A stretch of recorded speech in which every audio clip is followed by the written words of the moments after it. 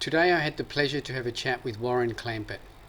Warren was one of the world's best natural bodybuilders in the 2000s, winning state, national and world titles in INBA, IFBB and Musclemania. Warren talks about the mindset it takes to rise to the top of the world in natural bodybuilding and covers the nutrition and supplementation it takes to compete at the highest level. It's been 10 years since Warren's last contest, but the passion for bodybuilding is still there, and it's evident when you listen to him talk. I hope you enjoy listening to Warren as much as I enjoyed talking to him. Warren Clampit, welcome Hello. to Australian Muscle. Thank you so much for having me. Nice breezy Adelaide, but Just- you're from Melbourne anyway, so I you're am. used to this weather. Very used to this, mate. Yeah. Very used to it. So before we sort of get into some of the questions I've got lined up for you, just tell us a little bit about who Warren Clampit is. Most people wouldn't know Warren, but me being in the industry so long, I can remember you as pretty well Australia's #1 natural bodybuilder for a while. I'll take that, mate. Yeah, you'll take that? I'll take that. So absolutely. is pretty well that what you want to call yourself? Former, good bodybuilder back in the day. So yeah, Yep. my first comp was actually in 1995. So Yeah. I've been competing for some time, and so I have been competing since 1995. I've mainly with the INBA, Yes. which is now ICN. ICN, that's I right. did a lot of shows back in the day, and travelled 95, 96, 97, right through to my last show in 2009. So That was one of my questions. So when was your last competition? So that was 2009. So that's Interesting. 10 years ago. it is 10 years Yeah. ago. My last comp was actually Nick Jones' last comp before his comeback. So Right. I placed second to Nick Jones at Which show was that? the Invitational, Mike O'Mara Invitational Oh, so you in did that WA. show as Yes. well. Oh, I did right. that show as well. I Yep. was invited. I'd already retired after the Natural Universe in 2008 in California. Yeah. But then I got the invitation from Mike O'Mara to do the show, and I thought, wow, to be invited to something was pretty special. Yeah. With it being an IFBB show, I thought it was really challenging. So I thought, you know what, I'm going to give this a crack. Appreciate what he's doing, because there was prize money. There was, he was really putting a lot back into the sport, and I think as a bodybuilder, I wanted to give something back as well. So yeah, to do his show, I thought was fantastic, and really enjoyed the experience. It was an amazing lineup, and Nick picked me at the post. He looked Yeah. incredible again that day, and yeah, he got me. Yeah. So and I got second to Nick, and it was a great experience, and that was my last time on stage. Yeah. And you competed as a natural your I did, whole yes, career? whole Yeah. career, life natural, yeah. Yeah. Lifetime natural. I always tell people the strongest thing I ever took was Tribulus. Yeah. So yeah, Yeah. but I loved it. So your first show was in 1995. Yep. What show was that? That was the Natural Mr Western region in Hoppers Crossing in a little outer suburban show in Melbourne. Yeah, INBA. Yeah. So Yeah. that would have been run by Wayne Wayne McDonald. McDonald, that's yeah. right, So that's Wayne McDonald. 1995. So that's actually the year that I started this business, Oh, Australian wow. Muscle. Oh. So yeah. So we're talking 20, coming up to 24 years. Yeah. That was Yeah. a good year. Yeah. It's a great year. So that was the novice Mr Western region, and actually won that in my first show. How many years of training was under your belt? 3 then? years. 3 years of 3 training. years of training, yeah. Yeah. 3 years, and I won that, and that was it. I was absolutely hooked. I was hook, line, and sinker, and the rest is history. Then I did. I took 1996 off to try and do 1997. Yeah. And I did the intermediate Mr Victoria. No, I did the open Mr Victoria in 1997, which was a big jump from the novice. So you I had come- 2 years break.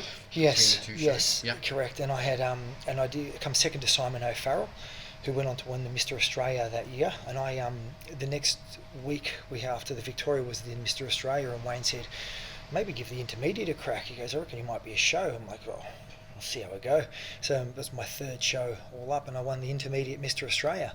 Yeah. That was back when they had the intermediate division. So I won that, and then I had I did 97, 98, 99, 2000, 2001, 2002, and I realised that I was looking the same every year. I'd improved a fair bit, but last couple of years I was starting to look a little bit the same. So I then did 2002, 2004, 2006, 2008, and that was where I started to really hit my straps. Yeah. So Yeah. that was how many year break? Well, every 2 years. I was just competing every second year, giving myself a year to grow. And my mentor back in the day, Paul Cribb from AST Sports Science. All right. He used to try. Remember Paul? I remember Paul. He was always at me, "You're training too much," because I loved it. Kim, I would have trained 7 days a week, bloody 3 hours a day if I could. But I absolutely loved it, and he's like, "No, you're training too much. You need to give your body time to grow. Remember, you're natural," and all of the smart things. And I just loved it so much. So I wanted to compete. I thought it was great. But once I did listen to his advice, and I trained 5 days a week instead of 6, dropped down a day a week, and competed every second year, and really hit my straps from then. Yeah. So it was a great experience. Loved the federations. I did mainly the INBA. But I also did quite a few Musclemanias. How high did you go in the INBA in terms of titles? You won the Australian title? I won the Australia. I won my medium. I was medium tall. I won medium tall Mr Australia, I think, a total of 7 times. Yeah. I won the overall twice, and I won the natural Mr Olympia. So I won the amateur natural Mr Olympia twice, and then I won the professional natural Olympia once and one runner-up. And in my last INBA show was the natural Mr Universe in California. I won that as well. Yeah. So that was 2008. They were the overall titles. Yes, overall titles. Yeah, the overall. Yeah. What was your competition weight at your peak? 90 kilos. 90 kilos. 90 so kgs on stage. It's not a little guy. It's a big guy. No, I was reasonable. There were some bigger guys. I remember Brendan Field was quite big. He was around 94, 95 kilos. Did you compete against Paul Watchtel? I did compete. He was 112 kilos. He was amazing. Paul was yes, a big guy. He's a big unit. Yeah, I did compete quite a few times against Paul. Yep, he was amazing. He was 112. I think he's the biggest guy that I competed against. I think. And then you had Keith Bullock. Keith Bullock was 102 kilos on stage. He was next level. He was complete next level. I seen him win a couple of Olympias and stuff. Yeah, wow, that was another story. He was just amazing. So I've seen some you and Joel had a bit of a rivalry going. Me and Joel, we were sparring partners. So Joel Ramintis from Adelaide, who is still competing in his 40s. I remember there was a real big rivalry and great friends, great mates. Me, Joel, Hazer, and Justin Figuera, and also throw probably Timmy Martin into that as well. Yeah. We were always going at it together, and it was basically who was on that day would win it. It was so close between me, Justin, Joel, and Hazer. I remember the 2006 Natural Mr Australia. That was the only time I didn't win my class. I actually come third that year. I think Hazer won it, Joel come second, and I come third. Or Justin won it, I think, something like. And I was just devastated. Oh my God, what's going on here? So, and then I just back to the drawing board, head down, ass up, and ended up winning the Olympia a couple of 3 or 4 weeks later. I think it was the Olympia in WA.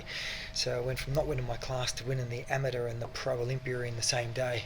Yeah. So it was a big comeback, and I got him back. we had a lot of fun. It was really good, because those guys were so good, and they're still so good today. And they're still competing. I mean, but not just competing. These guys and winning. Phenomenal. Look at Joel and Justin now. I'm like, wow. That's right. Yeah, really impressive. Really impressive. So the competition scene has changed dramatically since you quit. So there's more opportunities to compete.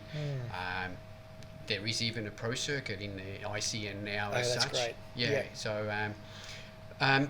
how old are you now? I'm 47. 47. So you were 37 when you quit. 38, I think it was. 38? I was 38 when I pulled the pin. Yeah. Why did you pull the pin?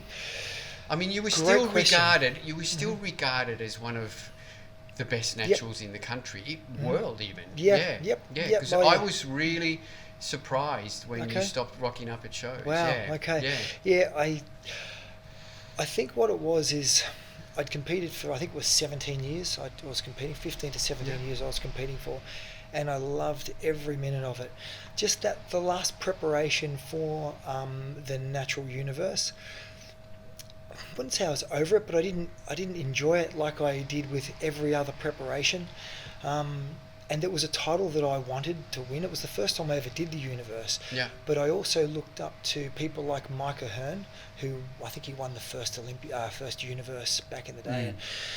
And I just wanted that title. I won 3 Olympias, 2 amateurs and a pro, and I was wrapped with that. That was amazing. But there was one thing I wanted to do, and that was win the universe. So when I'd done that, I felt a real sense of accomplishment. Yeah. And I was a bit tired, I think, Kim. Yeah. I think I was a little bit tired, and I thought I may have just done what I needed to do. I worked so hard, year after year after year after year, and I know you don't. Nobody gets to that level of competition with any sport without putting in 150,000%, which I did. That's right. And I wasn't too sure whether I wanted to do that anymore. It was sort of a period where I thought, Jesus, I've worked so hard and I've accomplished a lot, and I was pretty content. I think that's probably the word. I was content with what I did, and then just sort of focused on. I had kids at that time as well. I had a young fella, Daniel, who's now 20, and I had a little girl in 2006, Ashley. So I probably needed to put my focus elsewhere, because as a bodybuilder, as a competitive bodybuilder, and someone to put everything into it, I was a tad selfish and probably thought I needed a little bit of a change. Yeah. And if I kept competing at the level that I needed to compete at, and to compete what I was competing at, for the input that you have to give it, I need to be a bit selfish. And I sort of, I think I was. Well, it is a selfish sport, and it's everyone around you suffers, not just you. Absolutely. So absolutely. Yeah, I can understand that. You did cross over to IFBB. You won. You won a number of Victorian titles, didn't you? I won. So you used to compete in Tony's show. I loved it, because I trained at Doherty's for 13 years, and he sponsored me for I trained at Doherty's for 15 years. He sponsored me for 13 years. Oh, right. Yeah. So he used free membership. Got a big poster up at his gym. Yeah. Well, best gym I've ever trained at in the country. I loved Doherty's Gym Brunswick. It was amazing, and we had a really good crew of people that were training there. I used to train at 5:30 in the morning, and the same guys would rock up and girls rock up every morning, and we'd have an absolute ball and talk some shit and have a laugh, and then get into our training session. Yeah. And Tony used to always say, "Oh, do my show," and I was always, I don't know what the INBA are going to think of that, and how we're going to go. And I did the 2005 Mr Victoria, and come second in that. It was an incredible show. I absolutely loved it. Did the under 90 kilos. Waddy Romanos beat me in that one, and I come second. I thought, gee, I'm competitive against these guys. This is great. And then I did the 2006 Mr Victoria, and I actually won the overall. I cleaned up, won $1,000 to do the Australia and everything there. And then I didn't do the Australia because I was preparing for the Olympia, so I went to WA and won the Olympia instead. But I did do the IFBB Australasia in Sydney, and I won that. So I did a couple of as a 100% natural competitor, went over to the IFBB and went really, really well.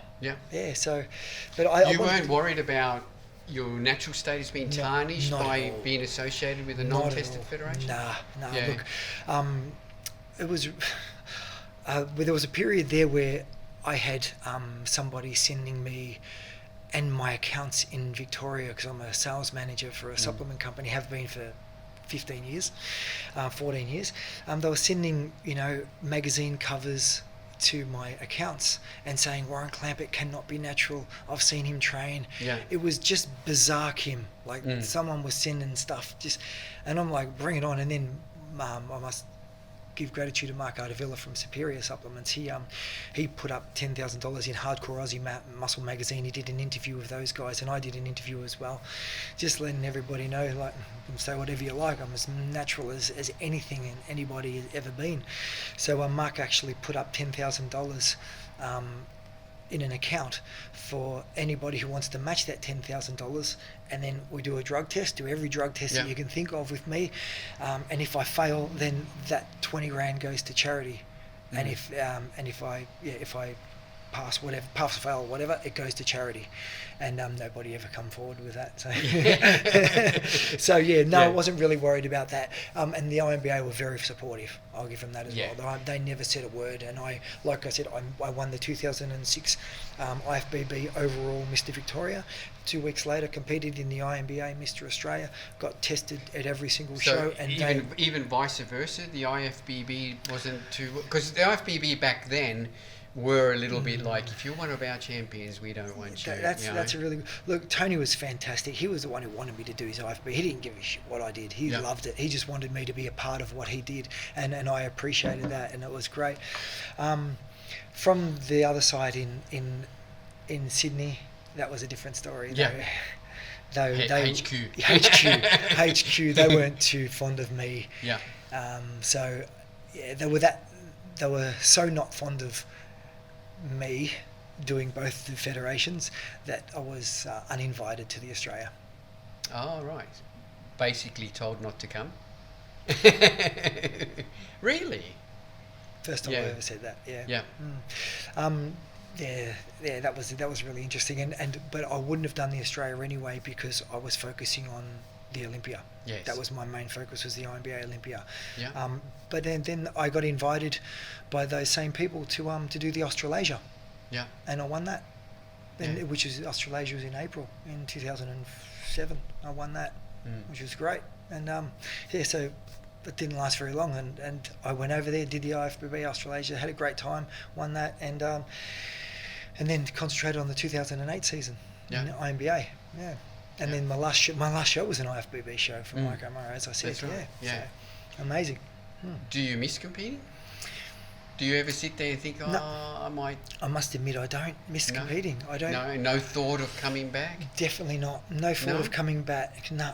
You're still holding size, so you obviously train. We'll I'm talk still about training, that a little bit later, but a bit more in depth. But I'm going okay. I think to be competitive these days, and I noticed, Kim, once I took the foot off the gas, once I stopped eating 8-9 meals a day, once I stopped progressive overload training, my body composition shit itself.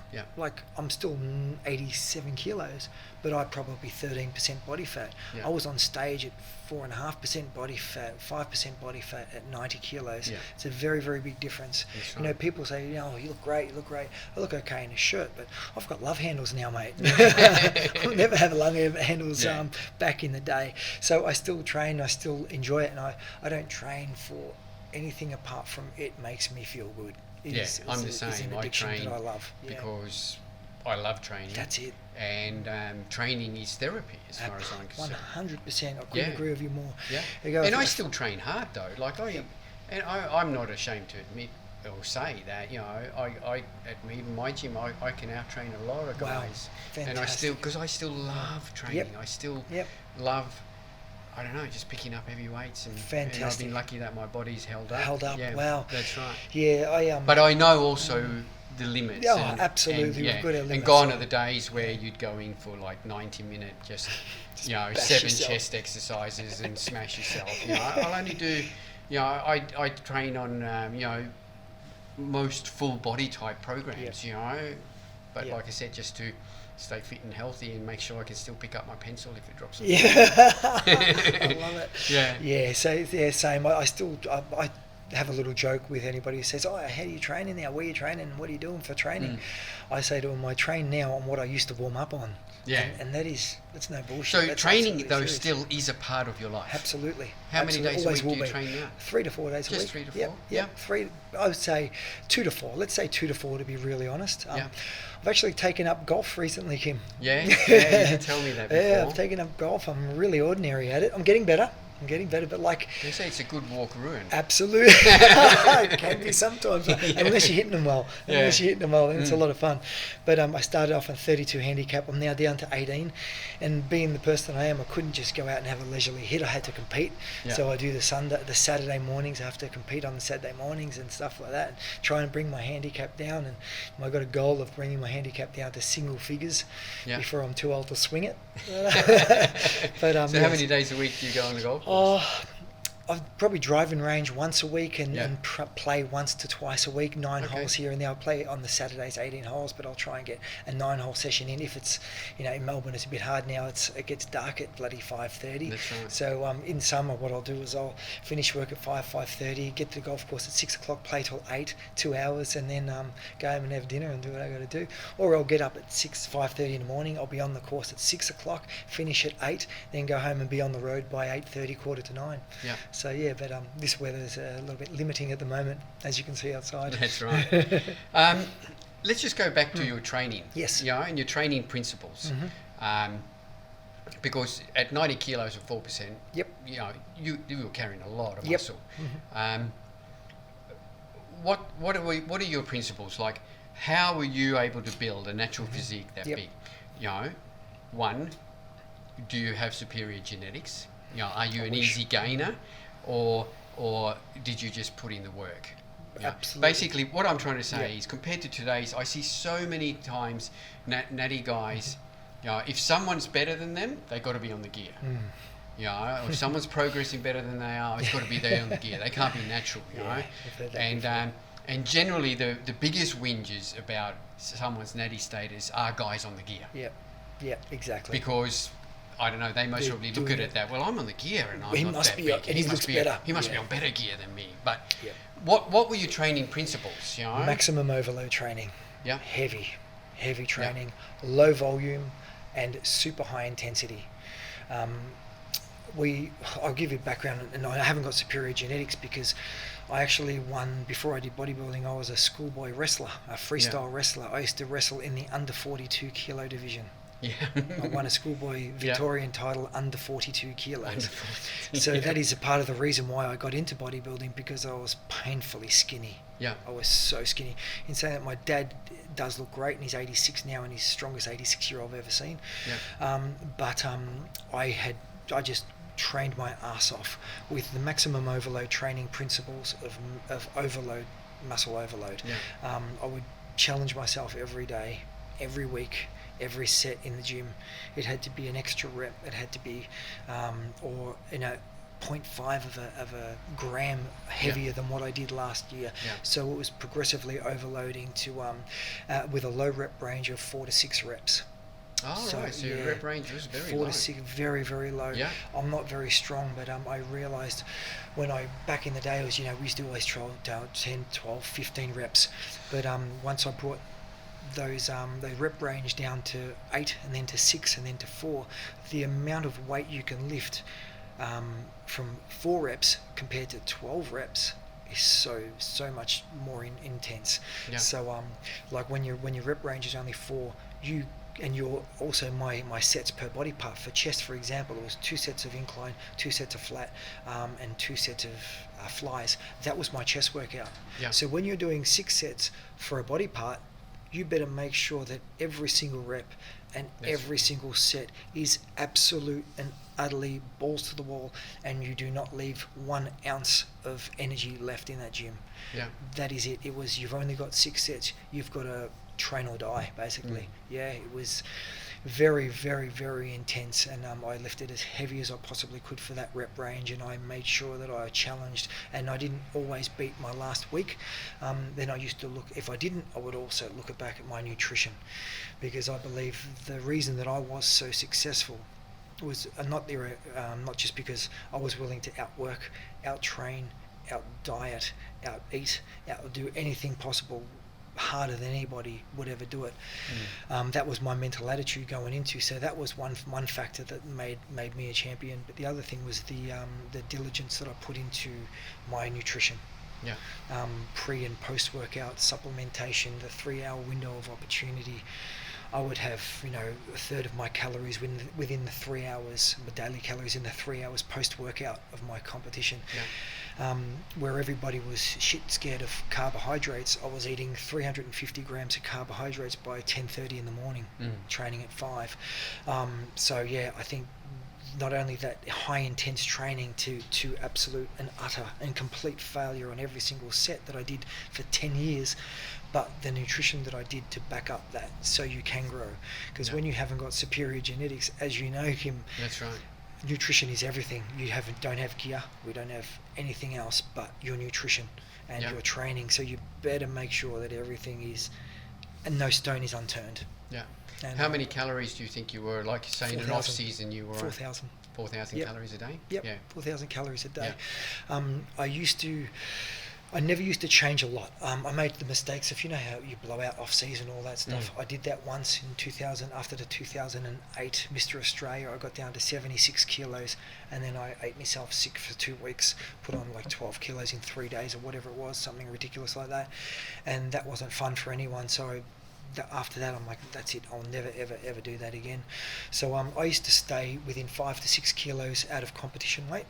And I would take 25 to 30 weeks to lose that 5 kilos. So I basically didn't change anything. It's pretty much the same all year round. I know, because I guest post for you at times.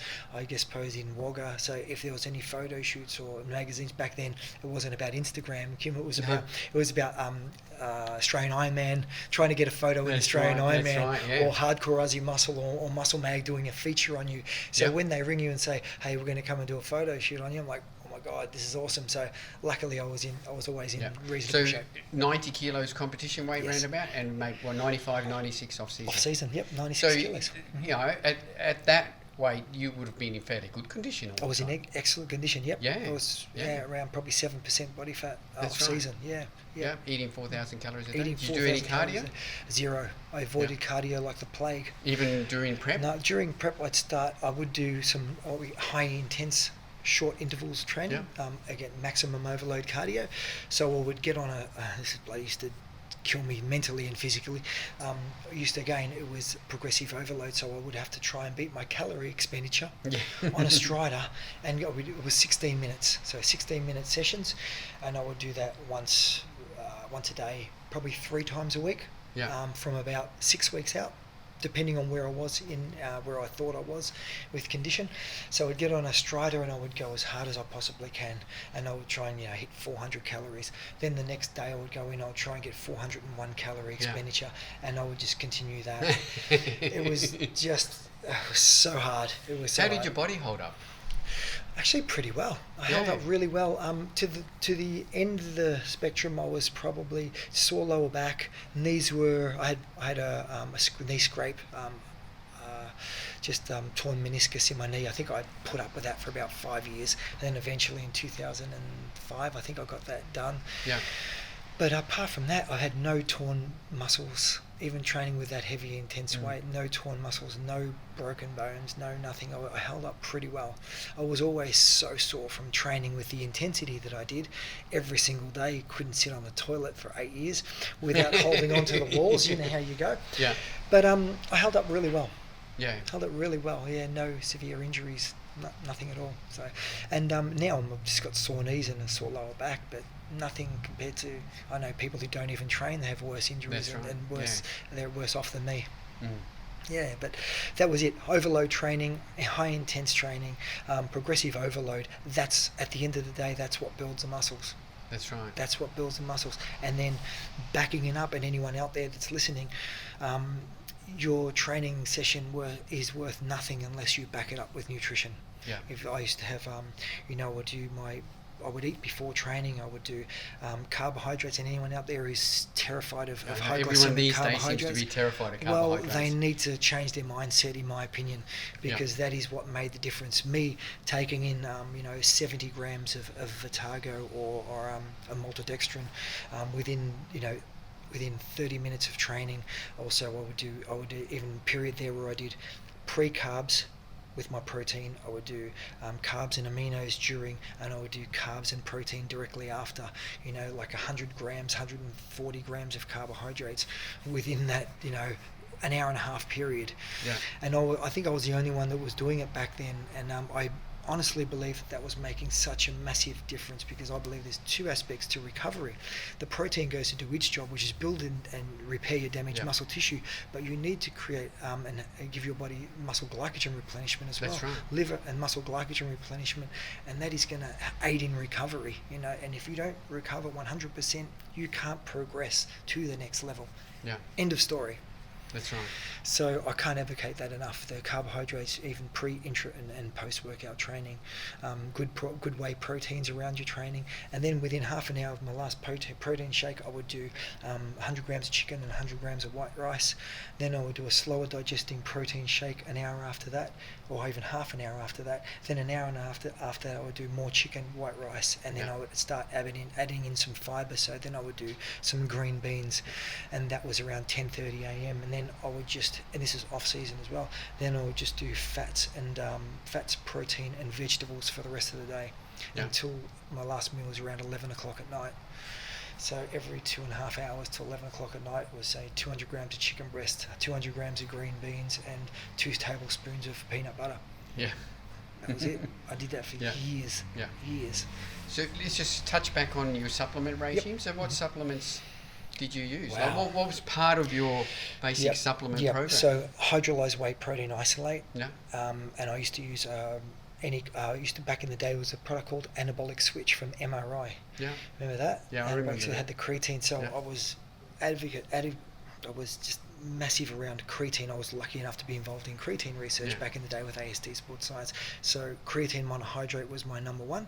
I would do probably 20 grams of creatine. That's still monohydrate. like creatine is still, as far as I'm concerned, should be the number one supplement. Number one. And like 10 years ago, we sold massive amounts of creatine, and now creatine sales are just sort of trickling along. It's not a new fancy product anymore. No, but it's the product that works, and Absolutely. I can't understand that it should be like that should be absolute priority. Absolutely. If you're going to use supplements, use creatine. 100%. Yeah. My number one go-to supplement is always protein, because as we explained, food is number one, and the closest thing that you have and any supplement store has in their shop is protein. That's right. The closest thing to food is protein. Yeah. So the benefits of a protein powder over chicken, fish, steak, or eggs is obviously the assimilation rate. Exactly. And that's why you always incorporate your fast assimilating proteins at the times when your body's going to utilize them and maximize the utilization of those products. Yeah. So protein, creatine, glutamine was another big one that I used. I was a big advocate for glutamine. Yep. So I know I probably sound like a dinosaur to these young fellas out here now, and the young girls, but I know if they advocate those 3 key products in their supplement regimen, that they're going to be so much better off. I used to use a sleep formula. I always like to sleep. I think sleep, obviously, you're a natural bodybuilder. You've got to rest and recover. You grow while you're sleeping. So I used to use a sleep formula. I know you've got plenty in here. And then I used to creatine, glutamine, and a pure whey protein and a carbohydrate. They were my absolute and utter staples. A ZMA, I used to use ZMA as well. CLA, I used CLA leading up into the competition. Acetyl-L-carnitine around the traps as well, closer to the competitions. But mainly those glutamine, the creatine, the whey protein isolate, and then your carbohydrate complex. They are my absolute and utter go-to staples.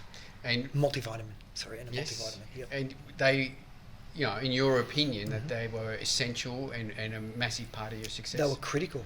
I believe they were critical. I even used to do the vitamin E and vitamin C post-workout as well for cell repair. So vitamin E, vitamin C, but the creatine, glutamine, carbohydrates, and the protein is why I got to where I was. In conjunction with 9 meals a day and training like an animal. But those supplements, that is what I would still use. If you said to me, do a show, and I agreed to do a show, that's what I would have in my supplement regimen right now. The other one that I thought, and I didn't use it earlier on in my day because I wasn't really aware of it, is BCAAs, so amino acids. So I would do aminos. I would do a serve of aminos during training with my carbohydrates, and then I would also do a serving of BCAAs during the day as well. The research proven for BCAAs to be really effective at improving body composition is done on 14 grams. So there's 7 grams in one serve, so I do 2 servings of that a day as well. I wasn't scared of increasing the dosages of anything that I used. My maintenance phase of creatine was like 20 to 25 grams, glutamine, 30 grams of glutamine a day, and I was lucky enough to be sponsored by supplements. My sponsors were Flush Fitness, and then it was Superior Supplements and Collective Nutrition. They all look after me, so I wasn't scared to have a bit of a crack. So looking back on, have you kept up with the scene? Have you been to any comps? The last competition I was at was the Arnold Classic. I was lucky enough to get a ticket to the Arnold Classic, and I watched that. The INBA shows, if we're sponsoring it, and also the expos, because I'm always at the expos for work with the collective nutrition. So I'm at the comps there, so I'll always go up and see Tony and whoever's running the shows at the competition, and I'll have a chat to them and watch some of the guys that I know are competing and things like that. But I haven't really kept up with what's going on. Because what I noticed, because I've been doing this for 20 years, I've been running my own show for 20 years, so this year is 20 years of me being a promoter. Amazing. And I think that puts me right up there, second to Wayne McDonald in terms of running shows. But what I noticed is, back 10 years ago, I think the natty bodybuilders were better. Back 10 years ago, we had we had the Keith Bullocks, we had the Joel Raminters, the Paul Watchsells. These guys on stage, big, dense, hard, ripped. Like nobody's got condition these days, hardly at all. That's interesting. So, based on that, it obviously, in your opinion, work ethic? Work ethic, muscle maturity. I think the guys are competing younger these days, and they're also training younger these days. I thought that by the time they get on stage, they would have a little bit more muscle maturity because they're starting earlier. But I think it's going to have to come down to work ethic, mate. I don't think it's cool to train heavy anymore. I don't think, I don't care what's cool. I want to do what works. I think these guys and girls need to, and that's another story, is the females. I think the females these days are so impressive. I really think they're impressive. I think the female side of bodybuilding has progressed. Oh, no doubt. I think the male side of bodybuilding has regressed. Agreed. So the Which females is are weird. at a whole new level because they're not scared to do the hard work now. Back in the day, you'd never see a female squatting and doing deadlifts, and now that's all they do. It's amazing. It's so impressive. But the guys, I think they just need to. My thing, and if I could advocate anything, is get back to basics. That's right. They need to get back to basics. I think they need to do their more compound days exercises. Don't worry about what looks good on YouTube or Instagram and what their idols are doing. You know the fundamentals of bodybuilding is compound movements and go hard and go heavy. That's right. But train with I never train with bad form. I always advocate everybody to train with good to loose form, never bad form. But you may need to loosen it up if you're going to drop your rep range. I agree. That last rep is always going to be a little bit loose. 100%. Doesn't matter. It's going to be a little bit loose, but that doesn't mean it's bad. Definitely not. No. And I found another thing, if anybody out there who's listening who does want to improve muscle mass and trying to be a better bodybuilder, get yourself a training partner. Yeah, I agree. Get yourself a training partner, because for these compound movements, to do them to failure, and every rep that I ever did was to failure. I don't see a lot of people in the gyms these days with really failing on a positive failure with a bench press or a compound movement. And I think that last rep, as you said, is just critical for growth. It really is. If you're finishing that last rep and you could have done 2 more, you're not going to get to your goal.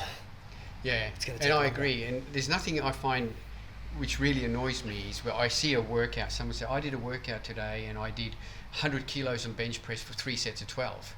The first thought that goes through my mind was that if you're still getting 12 on your third set, you should have got 20 on your first set. Absolutely.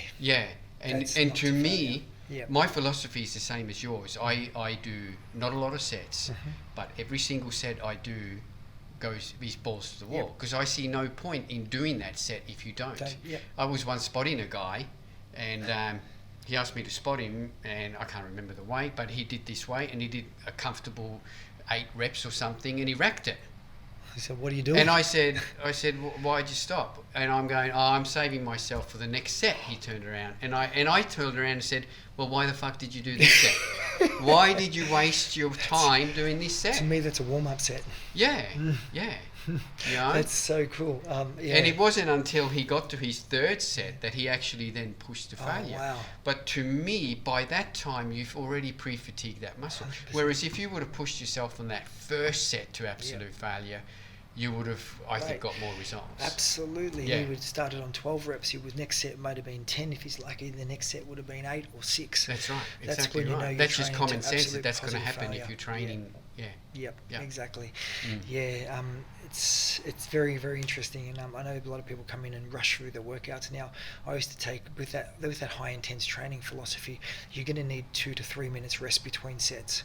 Yeah. Because if you're training with 30 seconds rest or 1 minute rest, you're not going to get the best out of that next set. That's right. So you're going to need, when you're doing 100% maximum overload training, you're going to need to rest 2 to 3 minutes between sets. You're not going to be able to get the best out of yourself by doing 30 seconds to 1 minute rest. Yeah. No chance. That's right. Yeah. Yeah, it's interesting. Yeah. Yeah, but I did love it. I love training hard, and I wouldn't have it any other way. Yeah. Excellent. Before we wrap it up, just so what are you doing now? So you mentioned you work for supplement companies. I work for Collective Nutrition. And you've worked for supplement companies all the time. I've worked for supplement companies since I was a butcher back in the day. Yeah, I started with AST Sports Science, then I went to Superior Supplements, then I was at Flush Fitness for 6 years, and now I've been loving life at Collective Nutrition for just over 2 years. Yeah. So lucky enough to sell products like Salvation Extend. We have Giant Sports International. We have Beast Nutrition, which is doing really well and has done one of these products that's been around for 15, 16 years That's and still continues to grow. We have Power Performance, we have Buff Bake, and we have Vantage Strength.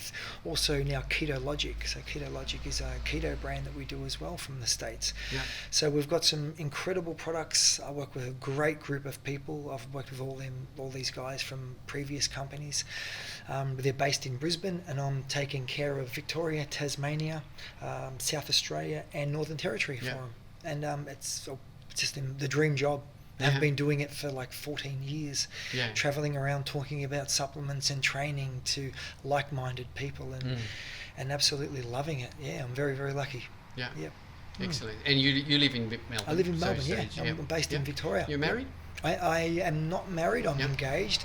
Yep. I've got 2 kids. One's 20 to a previous partner. One, Daniel, he's 20, and Ashley, my daughter's 12. Yeah, and they're great kids, and they were very, very good at school. And Ashley's still at school. Dan's now working in the city, and my partner Tina, she's got a little girl who's 13, Stella, and she's very switched on, and they're great kids, and we're so lucky that they are so well paid. But you've got to keep them in the line, mate. You know how it is. They're good kids naturally, but they always need a check. And as you know, growing up, they need a little bit of check. But they're fantastic, and everyone's really well. So life is good. Excellent. Life is good. No better way to end the session. So no, appreciate it. Thank you, Warren. I appreciate you. Thanks for talking to Australian Muscle. Anytime. No, thanks for having me, mate. It's been a pleasure. Excellent. Thank you, mate. Cheers.